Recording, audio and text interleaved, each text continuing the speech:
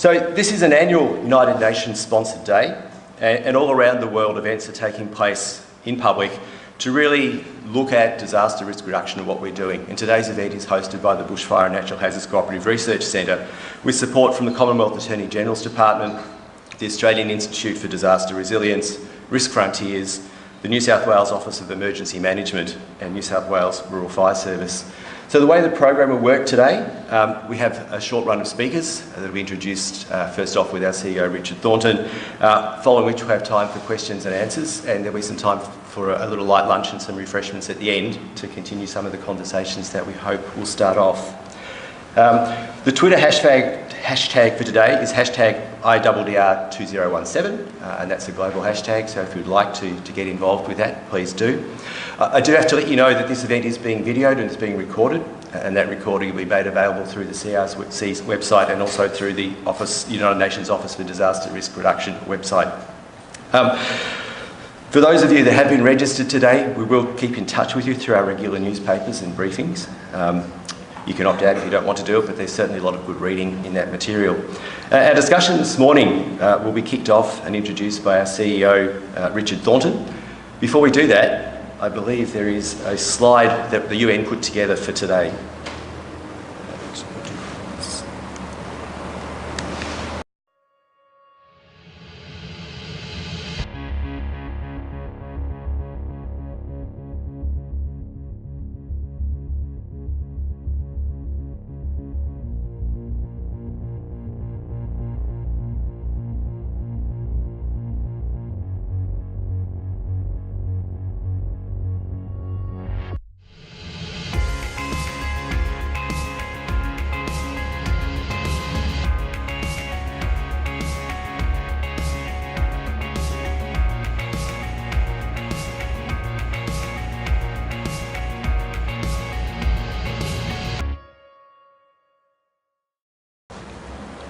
Okay, so I'd like to introduce Richard Thornton, the CEO of the Bushfire and Natural Hazards CRC, to give an introduction for the day.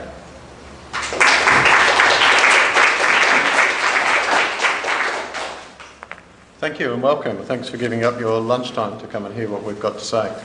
On behalf of the Bushfire and Natural Hazards CRC, I'd like to welcome you all to this public forum. The International Day for Disaster Risk Reduction has a long history, roughly about 25 years, but it's only been back on the agenda in Australia in recent years. And it's a great honour for the CRC to reinvigorate this event, if you like. Over the past few years, we've done this in Canberra, Perth, Melbourne and now Sydney. And this is now firmly an annual event that we host somewhere on October the 13th every year. The idea behind the International Day for Disaster Risk Reduction is to get people that work in this area to discuss what's happening out there in the field, what policy changes are being considered and what new thinking is being brought to this area to make communities safer. And that's why we've brought together the list of speakers that we have today. There is a lot happening in this area and you'll only get a very small snapshot of everything that's happening, but there's a lot happening in the international, national, state and at local levels. The Safe at Home, School and Work slogan for the International Day for Disaster Risk Reduction in 2017 is following a year in which we saw 24.2 million new displacements by disasters this year. Last year we saw the launch by the UN Secretary General of the Sendai 7 campaign to promote over the 7 years each of the 7 global targets agreed upon at the 3rd UN World Conference on Disaster Risk Reduction in Japan in March 2015. This year's target is focused on prevention, protection and reducing the number of people affected by disasters. This target concerns the safety of everyone, but particularly those at greater risk of death, injury, ill health, loss of livelihood, displacement and lack of access to basic services from disaster events. The Sendai 7 campaign is an opportunity for all governments, agencies and all stakeholders, including the private sector, science and technology partners, community groups, international organisations, to promote and advertise best practice at the international, regional, local level. Fires, floods, heatwaves, cyclones, storms and all sorts of other disasters affect Australians throughout the year. And as we're already seeing, this coming bushfire season is promising to be no different. While every natural hazard has devastating consequences, A combination of natural, cultural, social and political factors contributes to disasters. Over the last 20 years, more than 1.35 million people worldwide have died as a result of their vulnerability and exposure to natural hazards. And over 4 billion have been displaced and left homeless, injured or in need of emergency assistance.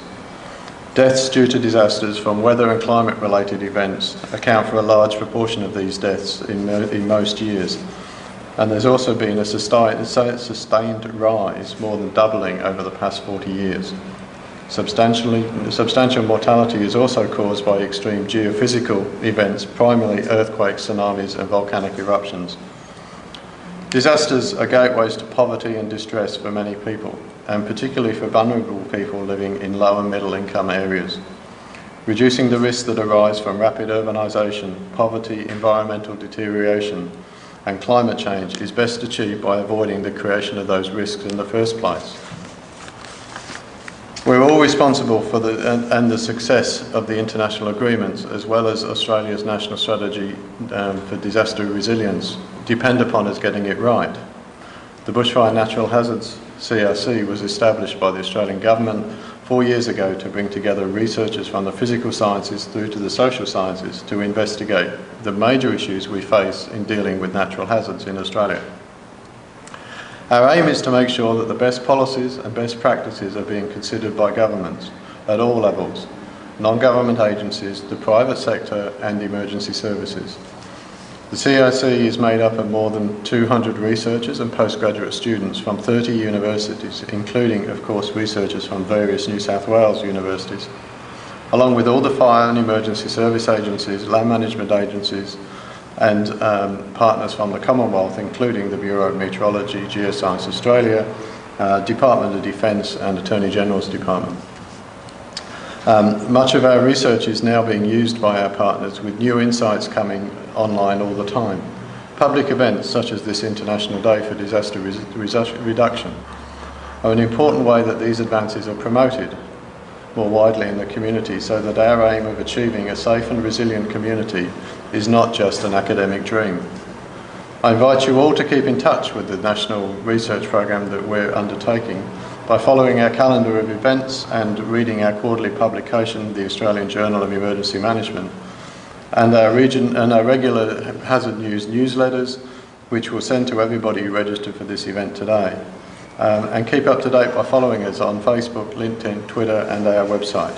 And with that, I hope you enjoy the presentations today. It's an interesting group of people, and please engage at the end of the session with some insightful questions and comments. John.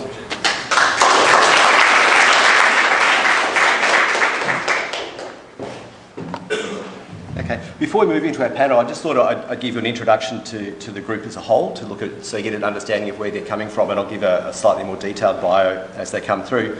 So our first speaker is Tony Jarrett from the New South Wales Rural Fire Service, and Tony's going to start with a case study, a local case study of a resilient community and the work he's been doing with schools in New South Wales. He'll be followed by Fergus O'Connor from the New South Wales Office of Emergency Management, looking at the way that office is dealing with the risks across New South Wales from the top to bottom. Then he'll be followed by Andrew Gissing, who's been a researcher involved with the CRC for many years. He works at Risk Frontiers, and his interest at the moment is in complex scenarios that play out in natural hazard disasters. Andrew will be followed by Jess Rain from the Attorney General's Department in Canberra, and Jess will give us a look at what the Commonwealth is doing nationally and the commitments that Australia has signed up to with the United Nations. And then bringing it all together at the end is Beck Dawson, who some of you may or may not know. Beck is the Chief Resilience Officer for the City of Sydney. And one of the reasons we're finishing with Beck is because the City of Sydney, like many major capital cities, is a very complex beast, and trying to reduce risk to the communities within such a very complex thing is a challenge, and so she'll get the last word on that one. So I would first like then to invite Tony Jarrett to the stage. And Tony's first career was in local government, and after 25 years there he moved to the New South Wales Rural Fire Service, where he's been working since 2008 as a member of the community engagement team, He supports and facilitates New South Wales Rural Fire Service volunteers and staff across New South Wales to engage with communities around bushfire safety with a focus on schools. And I can tell you that is no mean task. If you do it well, it is brilliant. But I think most people I've seen do a lot of travelling to get round in front of all those people. So Tony, welcome.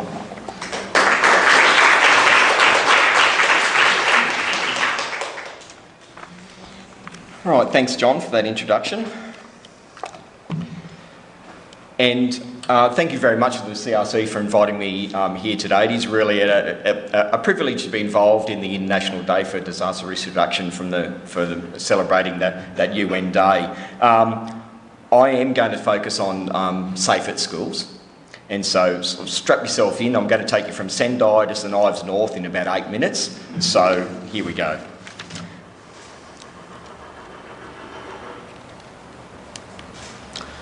The Sendai framework for disaster risk reduction has, it's actually not just for governments, bureaucrats and academics, and so it's great to see that NGOs such as Save the Children and Plan International have actually worked to develop a kids version, a children's version of the Sendai framework, which has a great sort of stepping through risk, hazards, mitigation activities that can actually be addressed or dealt with by young people, which is a great way of actually introducing them into the bigger picture of disaster resilience at an international level.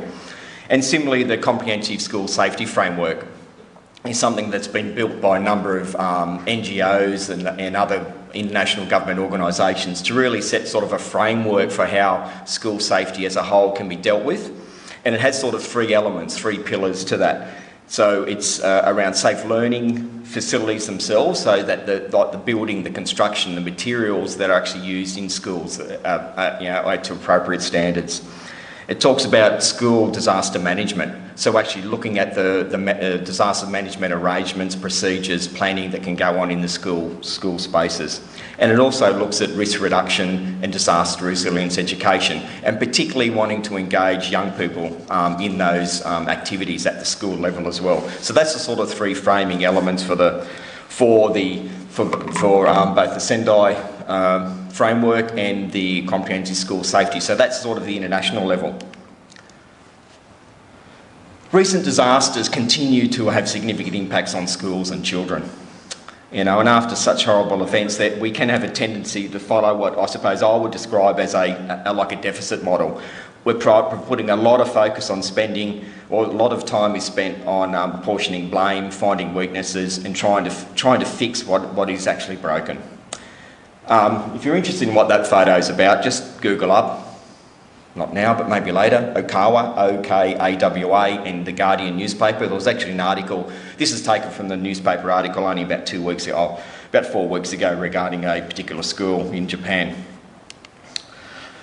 But I would ask you to look at this photo and you know, consider what's actually going on here.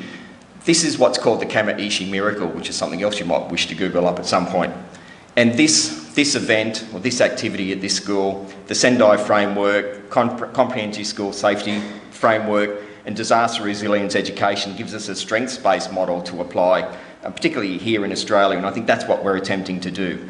We can look at school as central to the community and part of the community, working with the educational strengths and capabilities of young people, acknowledge and accept that children can be agents of change. And I think particularly for us in emergency services, we can acknowledge and accept that children can be active participants in this preparing for and responding to disasters, and that children don't need to be just passive bystanders, sort of waiting or dependent on adults for their safety.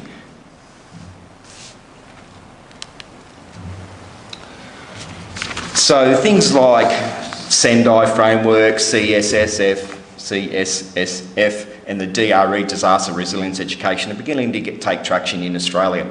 And through the CRC that Richard was referring to, one of the projects that I'm involved in is the Child-Centred Disaster Risk Reduction Project, which I think is a great example of the good work that actually can be applied. Project is led by Professor Kevin Ronan of Central Queensland University and Dr Bryony Towers from our RMIT University. And they're really leading players both in Australia and internationally in this sort of space around DRE.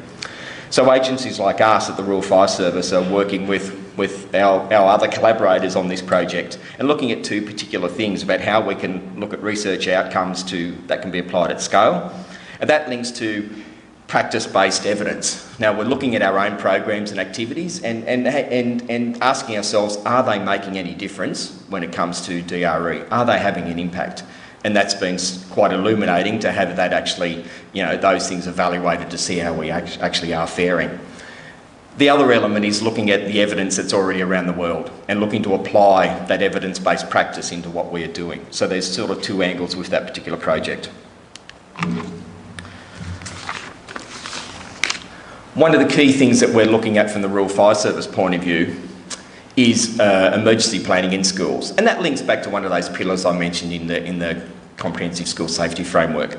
It's fair to say that every school has an emergency plan of some sort. But we're now asking questions or being asked questions of, well, how will this plan deal with a fast onset event? Are shelter in place or relocation options actually well thought through? What about transport disruptions, communication disruptions and the like? Are students actually involved in organising and being involved in this emergency planning? And how are drills actually looking at historical events or possibly worst case scenarios and not being just done on a rote fashion? So these are the things we're actually looking at. So Rural Fire Service has built a document called the Emergency Planning and Evacuation Guide to support schools in how they can build robust plans or make their plans more robust for the sorts of events that they may encounter. But the principles involved in that guide can be easily applied across other buildings, other sort of sectors, as well as other hazards. So it's not just totally dependent on being associated with a bushfire event. But apart from the guide, we're actually doing a lot of practical activity. Today, for example, Parramatta Diocese or Catholic Parramatta Diocese is actually running an all-day emergency planning workshop for schools in the western area or hills area of Sydney. Earlier this week, New South Wales Rural Fire Service and Department of Education Work Health and Safety consultants ran emergency planning workshops in the Hunter Valley. Next week, I think Sutherland are running some. There's in Taree next week, and the week after that, the Rural Fire Service is involved in a series of workshops in Wagga. So it's really about delivering good examples, case studies, experiences that we're having in actual fire events and relaying them to the school communities to be able to enhance their planning operations. And it's not just about the fire service and the education authorities. Red Cross, for example, has a really great program that they've rolled out into the children's services sector as well, called Beyond the Emergency Assembly Point. So there's a lot of us working in this space about making schools safe. Then at a local level, or more in our community engagement space, the Rural Fire Service has actually just recently put together a 5-year plan for community safety, our directions that we want to sort of head, and included in that is a priority on schools. And, sorry, what was the wind-up time, John? Video needs to start pretty soon. No, video needs to start pretty soon. So that's good. I'm just about to start that. But in saying, who's actually got a child in year 5 or 6? Right. Hopefully you're aware that there's actually now in the geography syllabus in New South Wales a requirement to study a bushfire event. So just quickly, 2,300 schools, probably 4,000 classrooms and about 100,000 10 and 11-year-old-ish young people are actually studying bushfire this year and next year and the year after and the year after. So I would be suggesting that's a great opportunity for us to be looking at. The case study I want to show you is about St Ives North Public School, who were linking this issue of the geography curriculum with science, technology, engineering and mathematics in the STEM subject areas.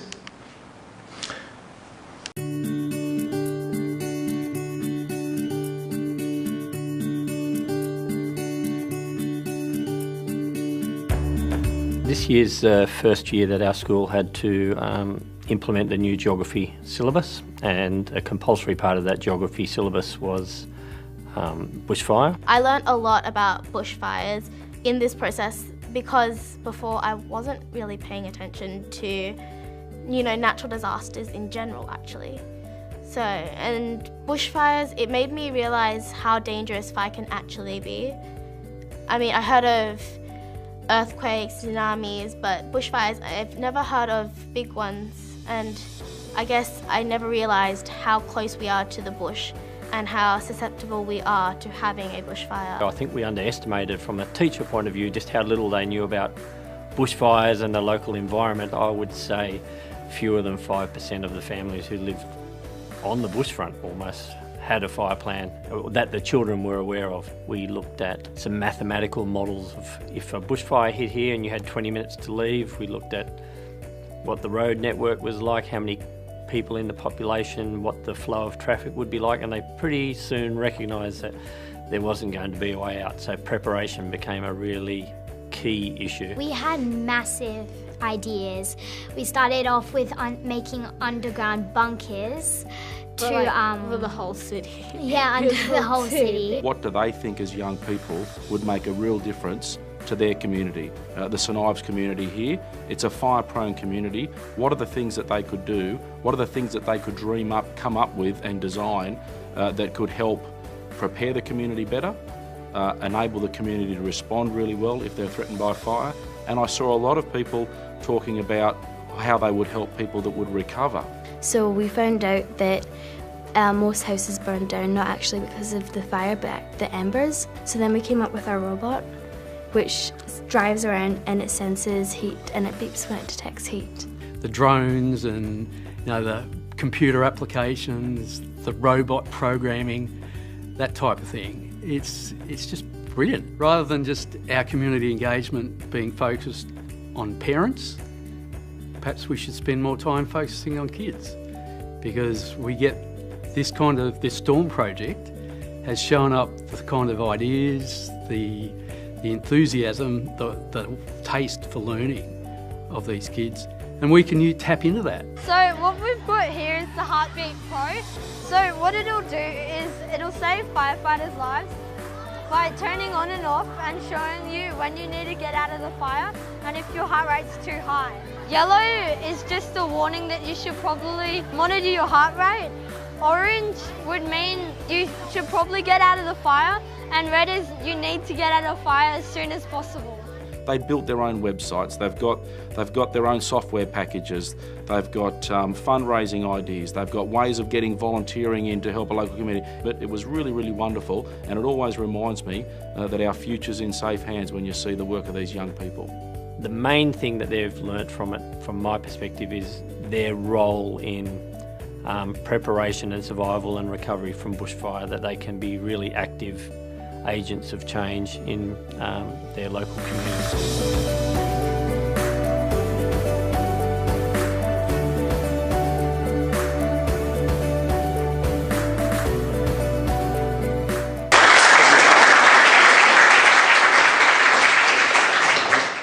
One of the things we're looking at in disaster risk reduction is cultural change.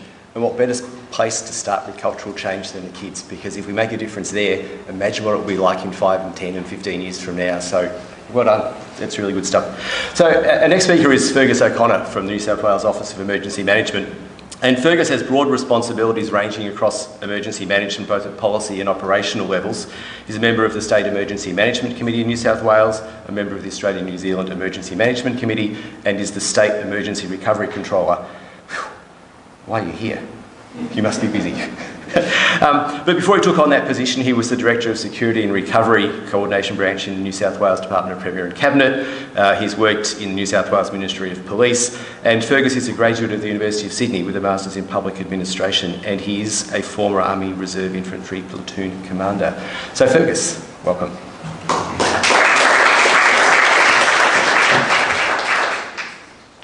Thanks very much, and good afternoon, ladies and gentlemen. So Fergus O'Connor, I head up the Office of Emergency Management in Justice. So I thought I just might, before I start the presentation, outline what Office of Emergency Management does.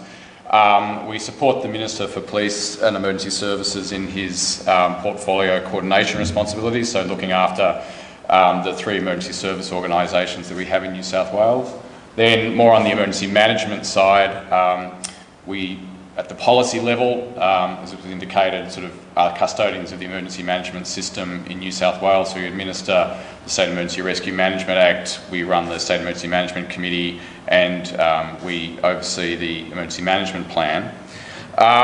Then sort of down at the operational level, OEM does two things. In the disaster welfare phase, so still in the response, we run the evacuation centre program statewide, and then I take over as the State Emergency Recovery Controller once we move into the recovery. Between that sort of policy and then operational level, we do a bunch of work with capability development. So we are an RTO, we run a range of emergency management training courses that you can find out about on our website. Also, we run a bunch of grants programs to develop local community capability, and we run state exercise program. And then finally, we're a banker for the disaster relief account. We're embarked on a large-scale program of disaster resilience reform. Our state cabinet ticked off on that in August. So probably the capstone of that is a new state risk assessment with an emergency risk management framework attached to that. So crudely speaking, trying to identify what our problems are through the risk assessment, and then with the RM framework trying to find out ways to address those. That state risk assessment looked at obviously the bread and butter hazards that New South Wales has, like bushfire and flood. We also very deliberately tried to broaden the focus a bit and dust off some of the hazards that we perhaps don't look at so often, like pandemic influenza. So we're currently redoing the pandemic plan. And similarly, we wanted to engage with some of the more 21st century hazards that we're now starting to face around network itself, so telecommunications and power. And so it's not how a bushfire burns down the power grid, but how the power grid is itself a bit of a locus of risk. So we're currently doing that at the moment. We've just been running a whole bunch of exercises with the power companies and so on to improve their understanding of the arrangements and their resilience. But I wanted to focus a bit more on the local implementation of this. Sorry, I went over that one. So I guess historically in New South Wales, we've obviously done a lot of stuff at capability development at local level. We've got these training courses I mentioned. We issue emergency management toolkits to councils, recovery toolkits. But they've got a kind of responsive flavour to them, and a hazard-specific flavour to them, and a bit of a uniformed response flavour to them. So what we're trying to do with the ERM framework is to sort of expand our horizon. So where we are at the moment is more that middle row there, the hazard-specific plans, and that's great. And of course, we have to have hazard-specific plans and the specific work that Tony was talking about, for instance. That's got to be part of the mix. But it does mean at the council level and the local emergency management planning level, we do tend to look at those sorts of hazards. We therefore tend to focus a bit on the response to them. And who are the players? Well, it's the uniformed responders, and it's the response phase that's front of mind. And it's not about in any way degrading that, but rather expanding the horizon a bit. What we wanted to do is to expand the horizon in emergency planning so that we're looking more at the consequence management phase and also the recovery phase. And expanding the groups that we're talking to, so it's now looking at the actual community capability, whether that's in the sort of social services community capability or the local business community, those sorts of people. The issue I'm really trying to point to is that last dot, which is at the moment, and I'm the State Recovery Controller, when we hit the ground doing a recovery, it's a cold start. We have got no idea under the current emergency planning arrangements who's out there that we want to talk to. Yes, we know there's the local EACON, the local police, the local bushfire controller. We know those people. We have no idea who the local business chamber is or what they can do, what they can bring to the party, or with those social welfare community groups. They're absolutely part and parcel of our consequence management and recovery arrangements, so we're scrambling to get in touch with them, but we don't know who they are, they don't know who we are, and so the two parts are not being brought together. So that's really what we're trying to do.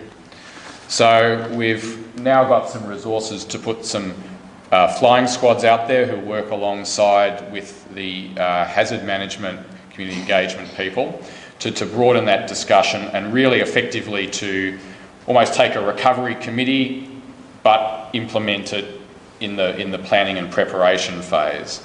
So that those sorts of groups that tend to self-start, but self-start in a vacuum, will understand that they're part of an emergency planning system. Like the children that Tony's been working, they understand they're actually part of looking after their own safety in the response phase. Well, this is about priming those community groups in the consequence management phase and the recovery phase to be aware of what they can do as part of a system, which is obviously building their resilience. Just briefly, then I want to close with a couple of projects that we're operating. More up at the state level, we're just launching today a state critical infrastructure resilience discussion paper. So we want to have a new critical infrastructure resilience strategy in place in New South Wales mid-year. There's a lot of work in critical infrastructure being done now on terrorism, and the new terrorism minister, Minister Elliott, is refreshing that work. You would also have seen a lot of stuff in the paper about foreign intervention and a more national security take on critical infrastructure, and that's fine. But there's obviously a lot of bread and butter work about simply understanding the interconnections between all the critical infrastructure so we can understand the cross-dependency, and also a lot of work simply to educate the critical infrastructure owners about all hazards resilience. So the discussion paper will be a start of that discussion, and it will land mid-next year along with some reinvigorated counter-terrorism work around critical infrastructure. On the terrorism front,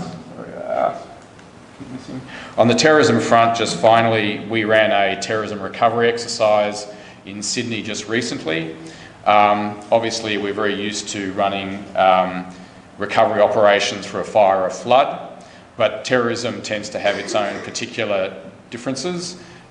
We assume it's more likely to occur in the CBD environment, which means that we're suddenly dealing with not just a local business chamber, but people like the property council, the really big business owners and networks. And so we were able, as part of that, to start bringing together this sort of business network for the CBD off the back of a terrorism scenario, but it'll be very useful for communication both ways and resilience building with those big companies who represent, after all, people's workplaces. That's I guess, one of the tricks with terrorism in the CBD context. If a bushfire goes through a town, well, you can just set up a recovery centre in the town and you're going to hit most of the people you need to hit. But if you have a terrorist attack go down in Sydney, yes, some people do live in the CBD, but a lot of people are actually dispersed back to their homes, and we're going to have to run a distributed recovery, and a good way of linking into those people will be in part through their places of work here in the city. And the other interesting interaction obviously is around the police, who will be treating the terrorist scene as a crime scene, which throws up some interesting tensions that we'll have to negotiate during a terrorist recovery, where I see a big pile of debris, a big pile of smashed up concrete. The police want to be looking around inside that concrete to look for evidence, very legitimately, so they can roll up the rest of the terrorist network. I just want to put a bulldozer through it and get it cleaned up. So during a terrorist recovery, there will be an interesting trade-off between the police's very necessary work in the crime scene exploitation and what we want to do on the recovery side too. So there's a lot of work going on with OEM and with local government. If you're interested, on our website, which is emergency.nsw.gov.au, you'll be able to find information about particularly this critical infrastructure resilience discussion paper that we're launching, and over time some further work about this community resilience building that I talked about before. So thank you.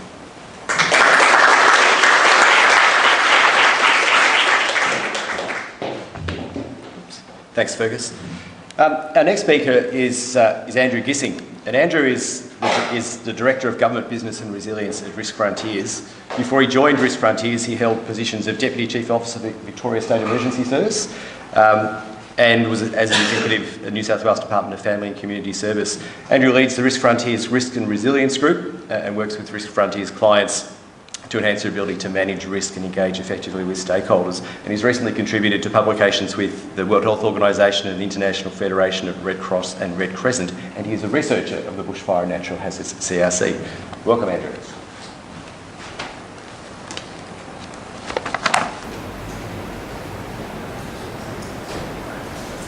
Thanks, John. And thanks again. It's like the other speakers have said, it's a real privilege to be able to be up here to talk to you today on such a significant day. And it's really good to be following Fergus as well. A really good strong focus on mitigation. I'm going to really focus on these big, larger scale extreme events, which, mitigation and the trade-offs between disaster risk and economic and development pressures being so prevalent in Australian society today and into the future as well. And one of the things about extreme and catastrophic events is actually getting our heads around them. That's one of the things that we're doing working with the CRC at the moment, is getting a thorough understanding about what catastrophic events really are and how do they manifest themselves in the Australian environment and us as a country. The other key thing is actually imagining these things. So getting people to actually get in a room and actually conceptualise them. So I'm going to challenge a few thoughts. So this is a photo of recent flooding in Houston from Hurricane Harvey. Many of you might have seen this one on TV or the newspaper. That's a great photo, isn't it? And to me, I look at it and I just go, what a chaos.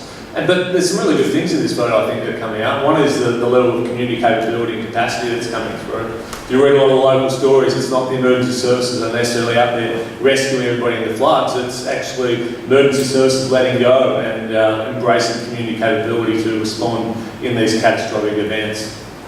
But this is an event of which one might say of extreme proportions. We've got over 80 people that have died. Insurance losses seem to be somewhere between 200 and 250 homes lost or destroyed. Sorry, insurance losses around about $20 billion in total.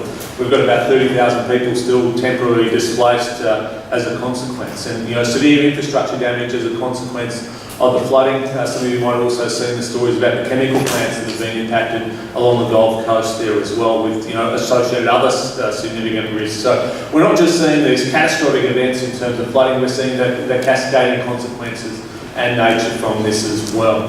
One might ask you, why do I put up a slide here of Houston? You're just telling us about what's been in the news, Andrew. I want to tell you about how this might work in the Australian context. So how many people in the room get up in the morning and think a lot about floods? Hey, there's a couple. I'll put my hand up. Us flood geeks. Anyway, so I want to challenge this in the sense of could Sydney experience similar flooding with Houston in the future? Well, probably not on the same level because we've got different climates, etc. But we could definitely experience severe and catastrophic flooding events in Sydney. Let's take a scenario, an east coast low that sits off the coast. Firstly, we've got flash flooding across a lot of our inner city suburbs, in the eastern suburbs, northern beaches, then we get into the inner west, out of Parramatta, out of Fairfield, the suburbs that are now laned with concrete. So we get lots of flash flooding, lots of stormwater flooding, lots of people upset and angry at local government because of stormwater. Then we get those soaking rains falling into the back of our catchments, our larger catchments in the Georges and out the Hawke's and suddenly we're left with about 11,000 homes which have been flooded. Large-scale evacuations necessary, infrastructure damage which will take months to recover from, and ultimately billions of dollars lost in terms of economic productivity, but in terms of direct damages associated with that. The New South Wales government's been thinking a lot about Hawke's, but in terms of these events too, we think much more broadly. If we go back to the 1867 event on the Hawke's we generally focus on the Hawkesbury. But when we think about how large event that was actually in New South Wales, it went all the way down to the Murrumbidgee and Wagga, went down the south coast to Bega, went out to west to Forbes, Dubbo, and up around Tamworth. They're talking about 2/3 of the state with severe flooding. So when we start talking about responding and recovering to an event like that significantly stretches and overwhelms emergency services significantly in those contexts. But we haven't even got to start to think about some of the other catastrophic events. So what happens if a Russian-style heatwave was to affect Australia? There's no reason why we couldn't expect 70,000 odd folk to die in a heatwave in Australia. It's just pure luck that we haven't experienced the same level of event in terms of heatwave. Heatwave being Australia's greatest killer in terms of natural disasters. A large-scale solar storm, pandemic flu that Fergus mentioned, or a significant outbreak of an infectious agricultural disease or plant disease.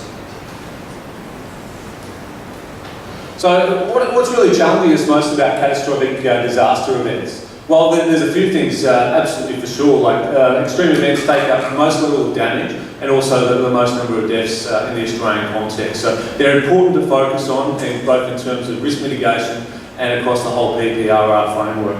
So it's still contentious, but really about how you define a catastrophic event, and a lot of it is contextual. If something big and significant happens in my life, which is pretty negative to me, I'm going to find that as pretty catastrophic to myself. You know, if a big catastrophe happens in Australia, that's pretty catastrophic to Australia, but it's not catastrophic to the globe. A massive pandemic influenza outbreak across the world, that's possibly a global catastrophe. So, you know, we really got to focus and contextualise these things. But when you're really looking at the overwhelming scale, the uncertainty appreciated by decision makers that needs to be getting across, and often the cascading nature of these things. Other events which are being talked about more and more these days are these compounding events, where one individual event may not be catastrophic on its own, but if you have a series of smaller events, the sum total is quite catastrophic. And the other one is these ones which are really interdependent on each other. For example, the Tasmanian power crisis last year, where you've basically got a series of different events which not a lot of people would necessarily put together, and at the end of the day you have this critical risk to Tasmania's power supply. We've also got to think critically about our ability to manage these things. So really, these events would critically stress the way that we existingly manage emergencies in our country. And they would overwhelm the capability of our traditional agencies. So we've got to think about how we better prepare for these things. And we've got to start to challenge the assumptions that we use in our planning. Do we really use realistic assumptions when we're doing our disaster planning for these catastrophic events? Do we spend our time exercising really for success rather than exercising to fail and learn a fair bit along the way? Are we really testing ourselves to the full extent that we should do? What are the things that are influencing these events in the future, which is really important when we look at our future plan? You know, that whole, as I mentioned right at the start, the whole conflict between development and natural hazard and public safety is so important when we're looking at our future. We've got climate change, which is very strong, but when we're looking at our past events too, we've got to look and see what are the extremes that we've possibly had in the past as well that we need to look at more into the future. You know, when we look at extreme heat, we know that we're going to get more heat waves. We know that we've got greater risks in terms of coastal flooding or sea level rise. We've got to start to consider these more and more in terms of the way that we build our communities and build our infrastructure networks. Ageing infrastructure is going to be a big problem in Australia as we go by. You know, in the US these days, they actually plan for infrastructure failure, not because of, you know, some big massive storm, but just simply because one day that little component might break. And it's been a good 50 years since we've manufactured one of those, and it might take 6 months to make another one. So these are all significant things which are shaping the way that catastrophes will look in the future. In our research, we've basically come up with a series of different principles, and this is more of a framework around what we talk about catastrophic disaster preparedness. There should be nothing new for anybody in this room about this. But the challenge about why I put this slide up and say, you know, if you go back to your own organisations and you critically evaluate the way that we do our work as disaster managers in Australia, how well do we do all these things? You know, Fergus, they're talking about this culture of response and moving more into disaster mitigation and more emphasis on recovery. Our culture in the way that we consider catastrophic events and we consider mitigation and recovery really needs to change, and that's one of the core things that really needs to start. You know, we need leaders that actually conceptualise these catastrophic events. It's really good when we hear Mark as well from me and May get up and start to talk about catastrophic events and the need to focus on them. But we need, you know, a greater mass to really start to push this further and challenge some of the thinking and investment in this space. I want to finish on this slide, and again it works to some of the stuff that we're doing with CRC. It goes back to that first photo that I showed to everybody and really commended the level of community effort that was associated with the response to Hurricane Harvey, and this culture of letting go. It's okay to let go occasionally and appreciate what emergency services really could possibly be doing more of during a catastrophic event, and that is showing leadership, being subject matter experts, providing specialist resources, and most importantly, providing information so that people can make decisions and get out there and help each other. Yeah, there's risks associated with all of that, but being able to leverage this community capability is so important. But we think it's more than just that. So we've heard in the US the whole of community approach. In our research, we're really seeing how that might work out in the Australian context. You know, how can we work better with big businesses in disaster response and recovery? How can we work better with big NGOs to link all those partners in a rapid expansion model? And how do we actually integrate all those partners together and communicate with them in an environment when we may not actually need to exercise these arrangements for tens of years? And that's one of the other key things about leadership. How do we build better leaders when a catastrophic event might come across in somebody's lifetime, once, if they're lucky, to be able to get that experience in the management. So I'll leave it there. Thanks again for the opportunity to have a chat.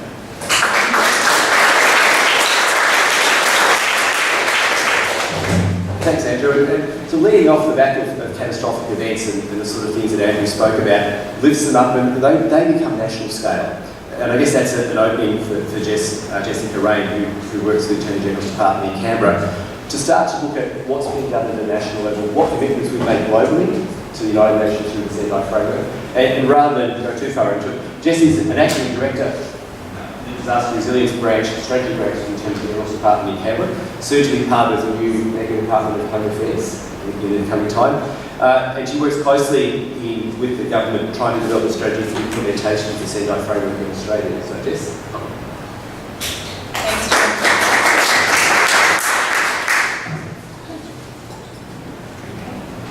Thanks very much for the opportunity to present this afternoon, and thanks to the CRC for putting on today's event to mark International Disaster Risk Reduction Day. I wanted to talk to you briefly about some of the work we're progressing at the Australian government level on implementation of the Sendai framework within Australia. We believe that the adoption and implementation of the framework presents a real opportunity for Australia to reflect on how we're going on our disaster resilience and risk reduction policies and whether we need to make any changes going forward. So the Sendai framework was adopted by UN member states in March of 2015 in Sendai, Japan. The framework shifts the previous focus on managing disasters to managing disaster risks or disaster risk reduction. The UN defines disaster risk reduction as those activities aimed at preventing new and reducing existing disaster risk and managing residual risk, all of which contribute to strengthening resilience and therefore to the achievement of sustainable development. The framework represents a really collaborative, innovative approach. It includes 7 global targets for reducing disaster risk. It promotes all of society engagement on disaster risk reduction, and it promotes all of states' engagement and international collaboration on DRR. Compared to its predecessor, the framework is also broader and it introduces some new concepts along the lines of environmental and cultural conservation and heritage. This reflects the fact that disasters affect people in many different ways. So in summary, the Sendai framework contains 1 outcome, 1 goal, 4 priorities for action, 7 global targets and 13 guiding principles. So the 4 priorities are important to note. The first is understanding disaster risk. The second is strengthening disaster risk governance to manage disaster risk. The third is investing in disaster risk reduction for resilience. And the fourth is enhancing disaster preparedness for effective response and to build back better in recovery, rehabilitation and reconstruction. There are 7 global targets, most of which have a target date of the end of the framework, 2030. So the first target is to reduce global disaster mortality by 2030.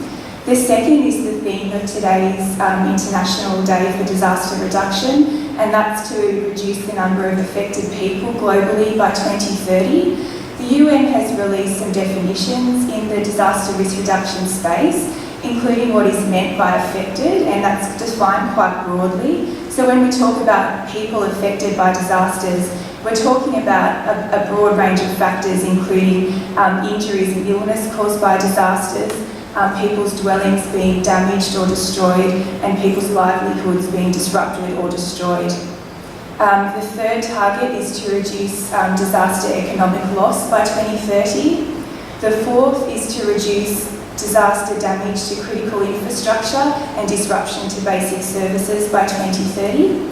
The fifth target has the first target date, which is coming up quickly, and that is to increase the number of countries with national and local DRR strategies by 2020.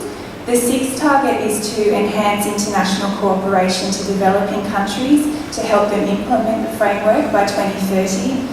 And the seventh is to increase the availability of and access to multi-hazard early warning systems and disaster risk information to people. One of the really important elements of the Sendai framework and something that we're considering at the Australian government level is a sense that countries will need to understand their progress against the Sendai framework's targets over its 15-year life. In February of this year, the United Nations General Assembly endorsed 38 global indicators for measuring progress against countries' implementation of the targets. UN member states, including Australia, will be expected to report biennially against the indicators from March of 2019. We believe that measuring our progress will help us understand our success and provide us a better understanding of our resilience as a country to help drive better disaster risk-informed policy decisions. But there are clear challenges with this. One of the key ones being that reporting requires a level of national consistency, which we're working closely with the states and territories to try and achieve. And one of the other challenges is simply that some of the data is not available within Australia. There's some flexibility in terms of how countries decide to report against the indicators, but what's really important is that we decide now how we're going to interpret the indicators until the 2030 target date, because it's important that our reporting remains consistent over the 15-year life of the framework. We think there are some really clear benefits to Australia in adopting and now implementing the Sendai framework. The first is that it provides us an opportunity to reflect on how we approach disaster risk reduction to ensure we're on the right path. The second is that the framework builds on a range of our existing policies and disaster risk reduction efforts, including our National Strategy for Disaster Resilience. We believe the framework provides a really well-grounded set of guiding principles from which we can draw. And importantly, we believe that measuring progress against the targets will allow us to determine whether our policies and programs are having their intended effect to actually reduce disaster risk. There are some really important guiding principles underpinning the framework. One of the most critical of these is that disaster risk reduction is a shared responsibility, not just of the national government, but also of local authorities, sub-national governments, community organisations and societies. There's a real sense that disaster risk reduction requires local and community empowerment, reflecting the fact that disaster risks have often had quite local and specific characteristics that call for localised solutions. There's also a focus on disaster risk reduction requiring a really inclusive, accessible and non-discriminatory participation by all members of society, and Tony touched on this earlier talking about involvement of kids in disaster risk reduction. And there's a push in the framework that a gender, age, disability and cultural perspective should be integrated into all policies and practices. The framework promotes a multi-hazard approach. The framework applies to disasters that are both small scale or large scale, frequent and infrequent, sudden and slow onset disasters, and it also applies to both natural and man-made hazards. This reflects that the framework pushes the principle that a multi-hazard management of disaster risk is required. There's also a sense that coherence across the various international agendas on disaster risk reduction, sustainable development and climate change should be linked.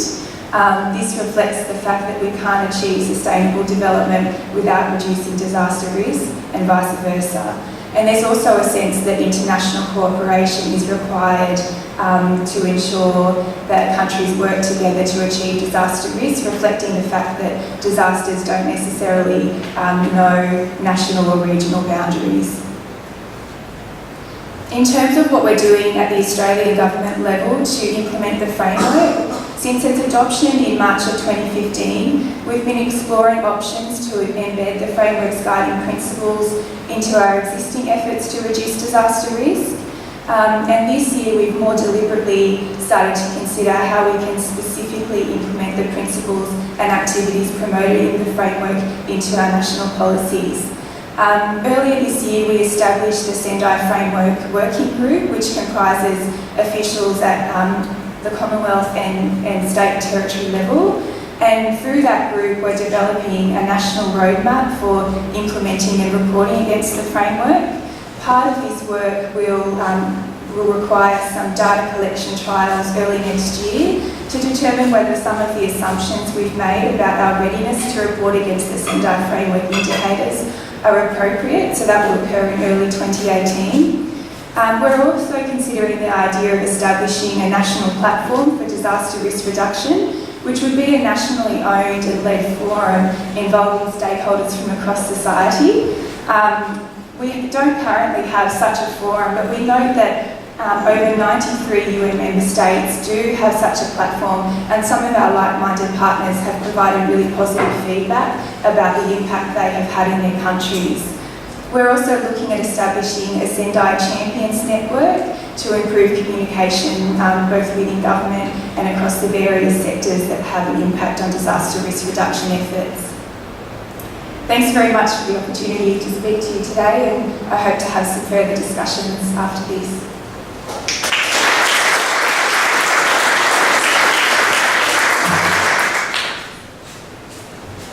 Thanks, Jess. And whilst at some levels you might look at all this stuff and say, you know, why are we measuring, why are we measuring? It's probably fair to say, if you look back over what's being done, that we've spent a lot of money, we've put a lot of effort into things, and at this point in time, we're not actually sure how well they're working. And a lot of things, but for a lot of things, we don't have the ability, as we do in many other areas of science, to compare two things side by side. You know, we had a significant disaster, there is nothing other than history to compare it to. It creates some extra challenges for us. And on the concept of challenge, it's probably the right time to invite Beck Dawson up. So Beck, many of you may know, many of you may not know, is the Chief Resilience Officer for the City of Sydney, or Greater Sydney, I suspect. That's a role that comes in under the 100 Resilient Cities program of the Rockefeller Foundation. And if you've been listening along the way, you know, we've heard bits of silos, we've heard things that need to happen at a whole lot of levels.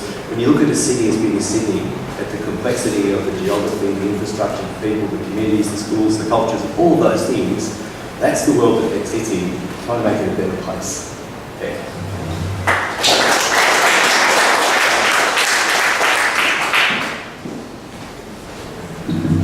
Hi, good afternoon everyone. Fantastic to be joining you all with such esteemed company of all those speakers before me. I think I've set the scene perfectly for me to bring it right down to the bottom and go, resilience in the end is absolutely about people. And in Sydney we have 5 million of us. How do we get 5 million people thinking about some of these issues at a scale and in the way that Tony has beautifully described, that Fergus is describing, how we can connect all the governments together to do that, of how I think Andrew and Jessica describing how we do it at national level, how we connect all the dots together to make it sensible and usable and something that ordinary people out on that street in Circular here today could contextualise or use. So I guess part of the challenge in terms of reducing disaster risk and also in really truly engaging the capacity of our community to do some of the things that we've been described very, very well today is how do we make it usable and palatable and something that I want to do. It absolutely has to be something that I care about. So in terms of the program and what this kind of, I guess, extraordinary piece of work that we've been trying to do across the city is about, comes from the Rockefeller Foundation in the US, which pulled together in 2013 a project for their centenary year to say what's the thing that we can do, the single biggest intervention we can make in a city that would really support improving some of these outcomes. So there are 100 cities in the program internationally dealing with 3 issues: urbanisation, globalisation and climate change. So really simply, more and more people are living together, closer, in a more dense way in all sorts of cities all over the world. As we live together more closely, we have a lot of other risks that emerge. Not only that, but all the stuff that they survive with and use every day comes from further away. Globalisation means our fuel, our food, sometimes our water can be coming from a lot longer distance than perhaps it did even a short few decades ago. So urbanisation and globalisation, throw on the top of that climate change, then how's that stuff going to get us when something goes wrong in the other place as much as it does where we are? It's a risk cocktail that really presents itself in big populations in cities. And that's why this is a city approach. It's place-based. So a lot of what we talked about today is thinking about it at scales or with organisations, etc. But I think Tony's done a great job, and so has Andrew, actually starting to talk about how do we make that real in a place. And that's what this is trying to do. So just briefly, this is the definition we use, and I'm labouring it because it's important. So actually understanding the same thing that we're trying to get to happen is making it a little bit easier to understand. The capacity, we've heard about capacity today. How do we understand what we can do in terms of all those different bodies, if you like, or parts of the city to survive, adapt and thrive no matter what kind of chronic stresses and acute shocks they experience. A shock is a short, sharp disruption, and a stress is a long, slow burning issue that if you don't deal with it, it will get you. The really classic way of thinking about this in 100 resilient cities, and here in Sydney, is understanding a heat wave. We have a disparity in who's already unwell in the city. So there's more people with chronic illnesses in the southwest of our city or in the west, where they're also more subject and more likely to have a heat wave come over the top of them. The way the stress and the shock interact together helps describe how vulnerable that part of the city is, or what kind of impact or consequence might happen there compared to other parts of the city where we might be mitigated by the coastal breezes, it might be cooler over here. So understanding the way, the intelligence and the way we pull these things together really helps define where do we put our effort and attention. We put out a preliminary resilience assessment looking here at Sydney, explaining and understanding how those shocks and stresses come together. I'm not going to label them, but they're all available online. If you're interested about what will happen here, what will stop the city, there's the list. In terms of the framework, this is being used in 100 cities. I'm not going to dwell on it, apart from saying that, up in the top right-hand corner, there's an index emerging looking at cities for resilience, aligned to some of the metrics that Jessica was talking about. So also there's information, there's nearly 100 cities looking at potentially how they might use some of these metrics to explain that and exploring ideas in that frame. So that's something that's happening internationally as well. The framework really just look at the 4 things in grey: leadership and strategy, health and well-being, economy and society, and infrastructure and environment. If we think about what we spend our money on in the city, where do we put our investment, and how do we make change or improve some of the disaster potential for this city? At the moment, in the way we're structured in government, but also to some extent in business sectors, is that we normally do only one of those grey buckets at a time. So it's really difficult to get really good multiple benefits across the whole city by considering the impacts or opportunities in all 4 at once. Even if you've got 2, you'd be winning, frankly, for a lot of us right here. So who cares about continuity in Sydney? Do you care if you have a bit of a hiccup to your day? Does it matter? Whose risk should we be managing first? Really, actually very important and fundamental questions when you start to think about, well, where should that money go? What should we prioritise? How would it make a difference? I think Fergus did a great job of explaining I think some of the direction that's happening here, which I think is fantastic, of pulling in more in other parts, that conversation, and we are involved with it too in terms of New South Wales. And at a city scale, the process of engaging people really matters. So how will the people most affected by some of these issues be most involved in some of the decisions is something that's come out across the entire network internationally about looking at resilience in cities. Who do we get in the room to help make some of these decisions? And that's what Tony has described to some extent with the, if you get kids in a community and those kids are then part of that decision making, how do they spread that throughout their community, engage everyone with them? Sometimes, and I think community, it was very well described by the fire officer in that video, why aren't the kids doing it? They're doing a better job than I might. They understand technology, they're really native about understanding digital opportunities, etc. So really important to bring that community element into some of these planning and discussions. We're looking at, say, a city like Sydney where we're growing exponentially, pretty much, especially out in the western suburbs. What's the future community for those places and how can we engage them and think about who they are in that process? Where's the accountability and transparency is really important. So how can we be clear about what we're managing, they're managing, you're managing, what's the community, what can the community do, and how can we help them?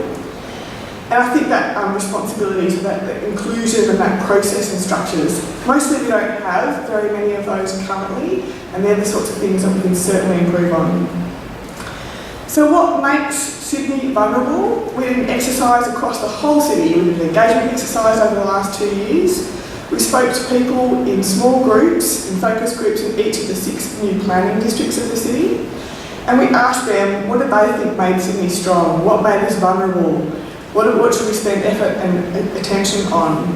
These are the list of the top 4.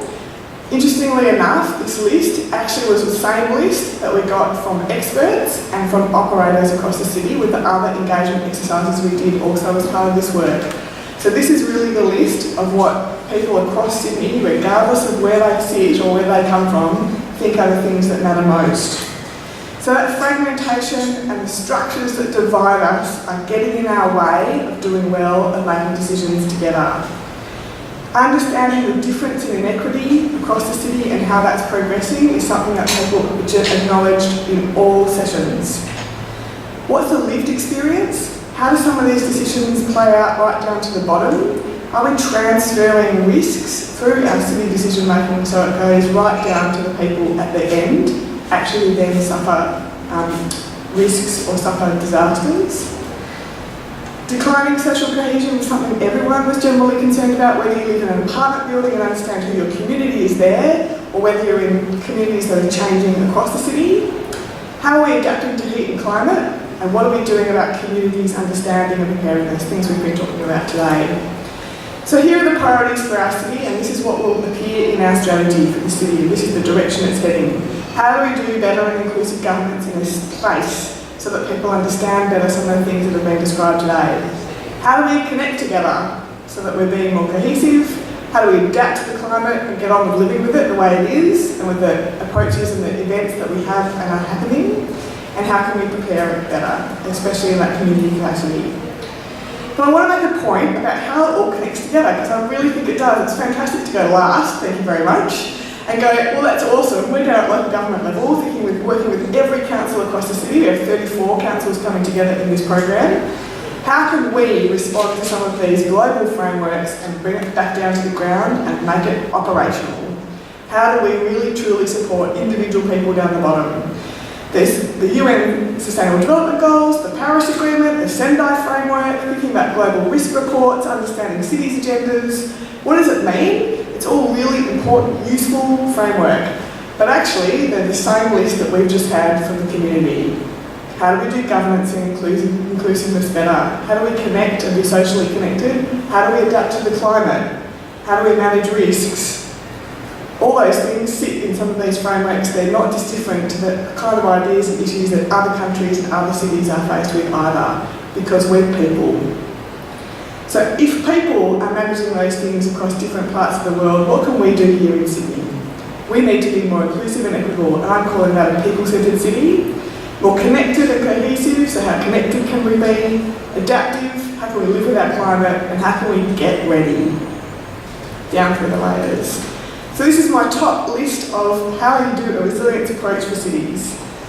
Global cities definitely need global leadership, and I think the challenge that I have had in Sydney and that we have in front of us still is how do we get everybody working on this and having some attention and priority paid to it, especially in the planning and the investment decisions that we're making in the city. How do we get better at that community evidence and engaging the community in the process? What are the principles in governance? How do we get that performance piece right so that we're measuring it at the bottom so that Jessica can use it at the top, but they're actually connected?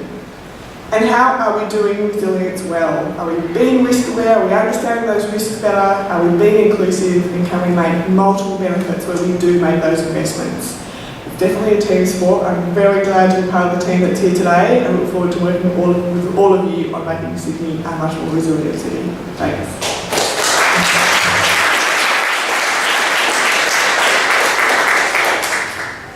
Thanks, Ben. If I could ask the other speakers to come up on stage, if you would like. We're going to move into a question and answer session for the next maybe 20 or so minutes. Before I've got lots of questions, just in case you're wondering. But before I do that, any questions? If there are questions from the floor, we'd be really happy to take some questions. Yeah.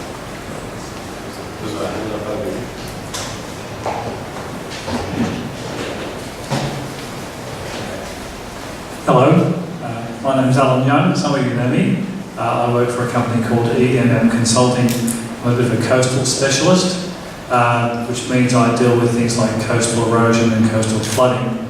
Now I know that the public sector funding that will come nowhere near enough to do one of the two things that you must do to deal with those sorts of things, which is to relocate or to protect. So my question, and really I'm just trying to tease out, does anyone have any idea how we might mobilise private sector money, and I mean serious money, not just a donation from Combank, but I mean like super funds and so forth. How do you mobilise that kind of money to deal with that sort of resilience issue? That's a nice big question to start with. So, Ben, do you want to start down your end of the panel? I'm happy to take that one. I love working with business and talking about exactly that fact. So here in Sydney, even just this week, I stood on a podium with one of the executive directors of IAG and a dude from Munich Re, who's a big reinsurer. Now, how many people here know what a reinsurer does? Okay, there's a few, half the room maybe. Some of them are from a reinsurer, actually. So reinsurance is basically the big pot of money that sits behind every insurance company on the planet. So insurance companies buy insurance in reinsurance. So they're kind of the big pot that sits behind us all and kind of underpins the capital markets of the world. Basically, if they start getting worried that we're not managing the risks all the way up through the chain, they just say, we won't let you insure that, insurance company. Insurance company has kittens and goes, crikey, we can't cover that, sends it back out into the community or the government and goes, what about this, da-da-da-da. There's already a financial money chain linked directly to disasters. What's interesting is the change in the direction of how some of that big capital is making decisions and the level of due diligence that's now emerging, internationally in particular, about what they will fund and what they will not fund. So I think the answer is, in the end, the money will get there and that redirection will happen. It'll probably eventually be really rapid. But I think we're starting to see it with some of the effect of what's happened off the coast and through the Caribbean and through the southern states. So the scale at which those events are now taking place, the scale of the cities being affected and the amount of capital and risk effectively in those places, I think we'll start to see some of that flow much more directly, and I think it will happen relatively quickly from here. Can I just add to that one too? So it's an interesting question about who's really leading climate change adaptation in Australia, whether or not it's big business or government. My belief would be it's big business leading climate change adaptation more than what government's doing. Government's just introducing more uncertainty for big business and trying to push through to to adapt. I think there's a positive direction there in the sense of APRA. The signals that they've sent, especially to regulated financial institutions, they now need to be taking into account of climate risks. You've got the case study lawsuit that even made Nature the other day against the shareholders against the Commonwealth Bank. I think that's that then points to the fact that there's a signal out there in the market that climate change is a serious thing, and that directors and big business need to be taken into account of climate change. I agree with Beck's point in regards to that insurance companies will ultimately price risk. And that there will be a risk price in insurance that will either mean that insurance is more expensive in some areas or that it possibly won't be provided to some folk. The theory in place there is that that risk pricing signal should provide a signal back to government for more improved mitigation. It's just about whether or not that actually works in practice. If you go to communities like Lismore on the North Coast, they're the sort of communities that are today struggling with those issues. So, yeah. And I guess there's another angle to that too when you're looking at big corporates, and Beck and I had a conversation about capitalism and this huge drive for profit in large corporates. The large corporates are owned by shareholders, and so there are opportunities at the other end for the shareholders to influence where it's going. And so it's a complex thing. There's no simple answer, but if we keep going the way the insurance is going at the moment, it's not going to work. If we keep rebuilding things, houses that have been damaged by flood in floodplains, they will keep getting damaged. If we keep building houses in the middle of forests, they'll continue to burn, and the money will churn through the business. So it's going to be a complex world. And I guess, Jess, that's some of the challenges that the Commonwealth has, looking at nationally. Just if we get very selfish and just look at Australia as a part of the world, what are the policies that can be set in place through the various levels of government that can start to drive these things forward and don't put perverse incentives in the way that do this really bizarre things. Did you want to comment, Jess? Yeah, I think, you know, one of the big elements that we promote both through Sendai, which I spoke about earlier, and our National Strategy for Disaster Resilience, is the fact that disaster resilience is a shared responsibility for all members of society. So we're talking about people making risk-informed decisions at the individual level as well as the community level, and then we sort of go up to businesses and governments making risk-informed decisions as well. And so I think it's easy to point the finger and say government should be more focused on risk reduction, business should be more focused on risk reduction, and that's all true, but it's something that we all need to be focused on across society, and that comes across really strongly in both the Sendai framework and our existing policies, including the National Strategy for Disaster Resilience. Fergus. Thank you. I might just add, I think it is true that there is probably a bit of a policy vacuum around mitigation and betterment policy, and certainly as a member of the National Emergency Management Committee, that is now on as one of the priority areas for the NCMC to focus on. So that's only a plan and a plan, but it has been recognised that that is a bit of a deficiency at the national level. So Tony, just to wrap that up, you're spending a lot of time with children. If we get our education programs right in disaster risk reduction and resilience with our kids, what might that do to the sort of conversation we're having at the moment, the way they think about what's there, the way they understand the hazards that they're exposed to? Well, hopefully, and I think evidence in other places, particularly overseas, would suggest that, well, firstly, they'll be able to better react and deal with emergency events that confront them.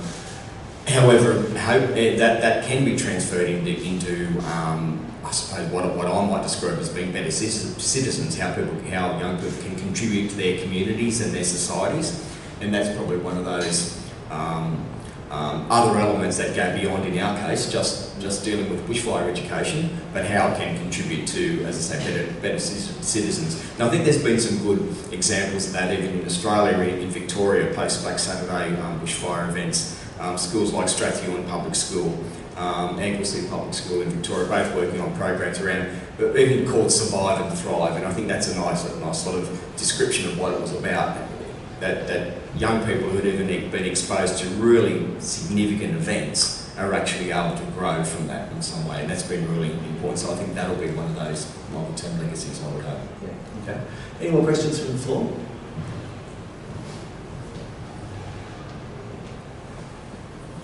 Thanks. Amanda Lamont from the Australian Institute for Disaster Resilience. Drawing on something you said, Beck, about how do we have a conversation around resilience, bringing it down to that level. And it's a question about culture, and also some of the things you're saying, Tony. Has any consideration been given to the culture of risk appreciation or risk planning in Greater Sydney or Australia, and how that's impacting on our ability to have these conversations and talk about Sendai? Yeah, I'm happy to answer that. So I think the answer is yes. It's been very clear and part of the community engagement that we did. And obviously one of the things that we did, like Tony described, is actually still talk about, like we did with school kids, or we did it with adults in different parts of the city. We did it with experts as well. And we did scenarios, and most of those scenarios were surprising to nearly everybody in the room in every situation we've been in. So I think one of the really big missing pieces in Sydney in particular, it's a very place-based issue here especially, I think, is that literally nobody knows what would go wrong in this city. And because it's not conscious, no one has that knowledge, it's not something we talk about, it's certainly not something we have a culture of really transparently describing, then people don't think they need to be ready.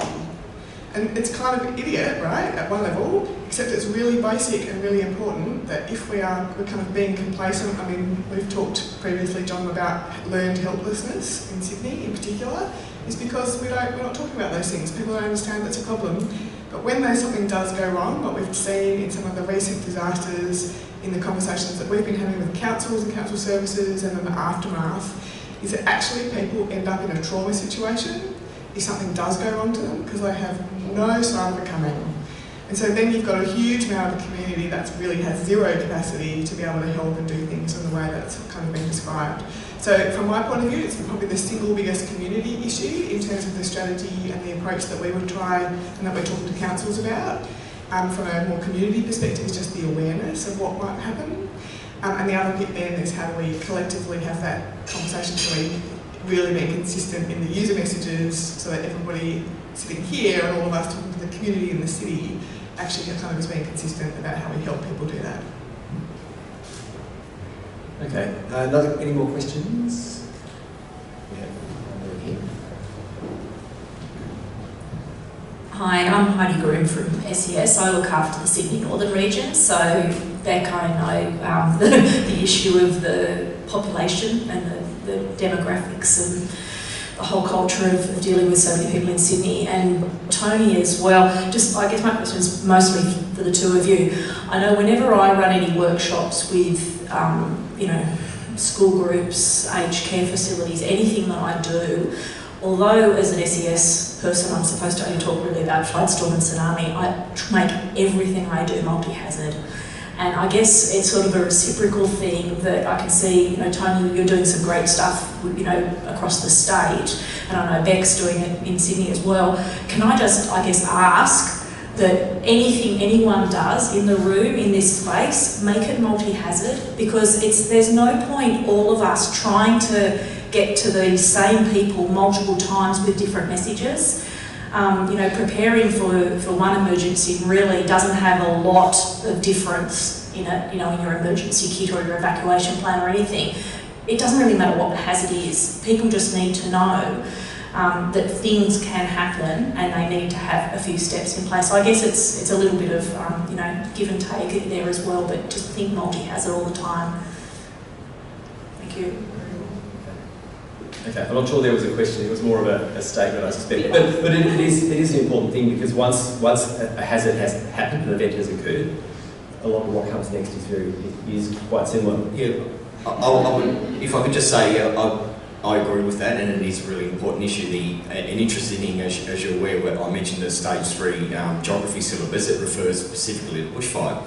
Other states, similar, you know, curriculum syllabus-based issues are multi-hazard. So we're very conscious of that, and it is an important issue for us to be aware of in understanding that, as you say, the processes that are involved in exploring the issue of a bushfire event can be applied in other areas, and we're actually doing that, and we've actually been doing work in areas, for example, at Bondi Beach. We've actually had some conversations with the school there that actually has a tsunami plan. So it's about the learnings of the students that can be applied across other areas of interest as well. So yeah, we are appreciative of it, but it does also reflect some of our traditional emergency services approaches as well, that we can be a little bit silo-based, and we'll try to avoid that. So just a quick comment from Andrew. Yeah, I was just going to, it probably goes back to Amanda's point there too, like raising risk awareness in communities is really, really difficult. And when we talk about community participation, that's even more difficult. The two are so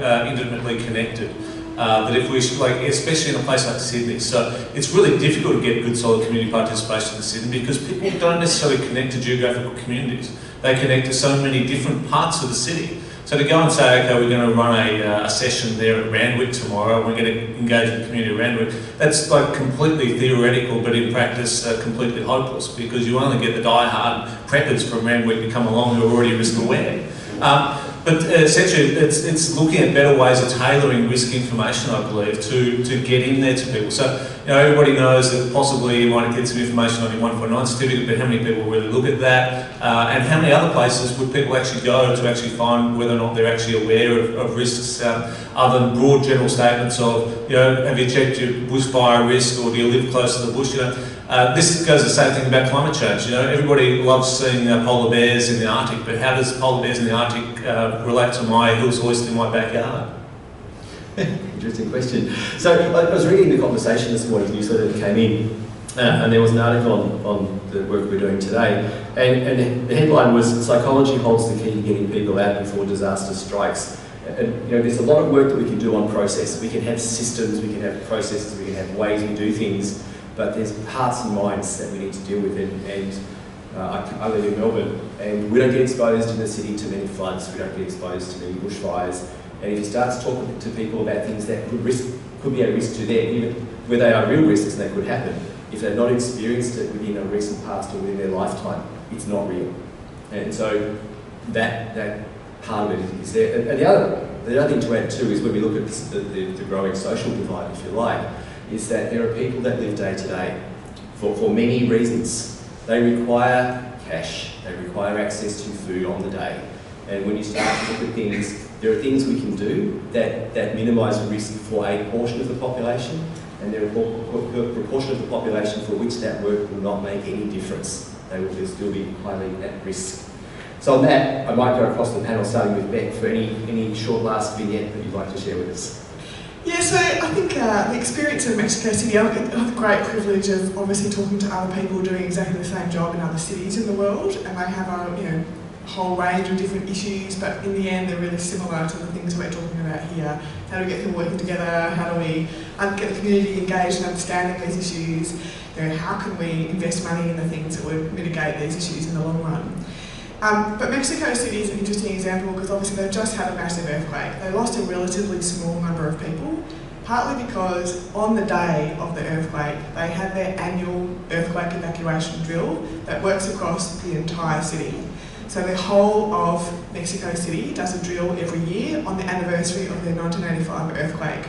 Experience matters to the way people then decide to take action collectively to be able to then prepare their community at a scale that means that everybody knew what was happening and they moved rapidly and they'd just been reminded of it and lots of lives were saved.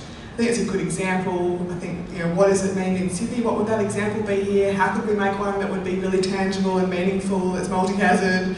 I don't know yet, but I think it's a really good thing for us to talk about. And how would we imagine that kind of level of engagement happening here would be extraordinary, and it would really help this whole conversation work in the city. I talked a bit about data in my presentation, and it's a little bit of a dry topic, and it does require time and effort.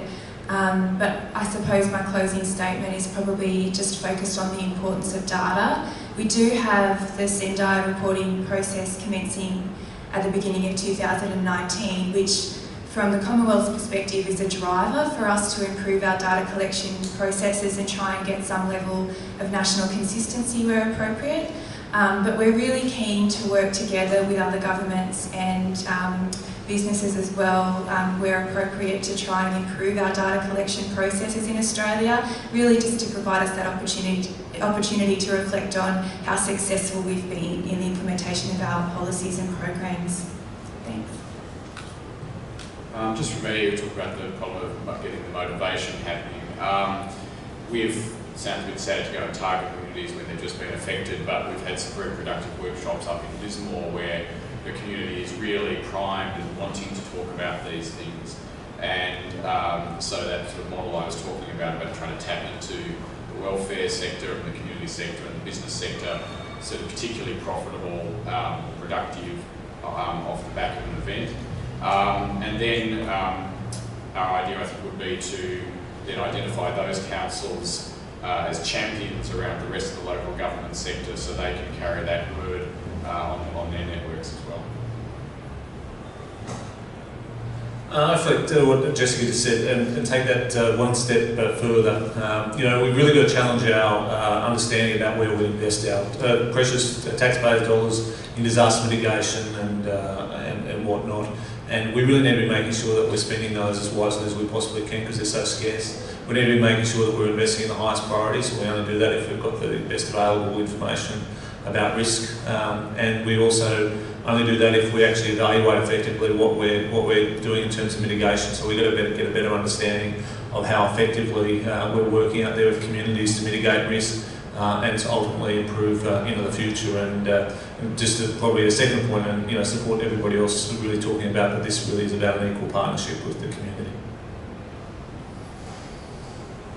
Yeah, I have similar comments to make about effectiveness, having an understanding of what we've been doing, how we're going about it, how effective those processes, systems, programs in the case of organisations like the Rural Fire Service, how they actually are working, which we can then use to shape how we might be best to be able to apply our time and effort, and particularly in organisations like Rural Fire Service and SES, most of our connection with communities through our volunteers, and to have their time most effectively used is important for us as well. Thanks. So I'd just like to thank the speakers today. All of them gave their time freely for this event, and their support is very much appreciated, and it shows the importance of this topic to them. And thank you again to our supporters, the Commonwealth Attorney General's Department, the Australian Institute for Disaster Resilience, Risk Frontiers, the New South Wales Office of Emergency Management and New South Wales Rural Fire Service. And thank you all for attending. I hope you've got something out of today's conversations. Hopefully it sparked a few thoughts in your mind that you go away and think about over lunch. And if you'd like to know more about the Bushfire Natural Hazards Cooperative Research Centre program, catch one of us over lunch, which otherwise should have our details. And I'd like to encourage you to stay around. There's refreshments up the back, and we're around until about 2 o'clock. Okay? So thank you all.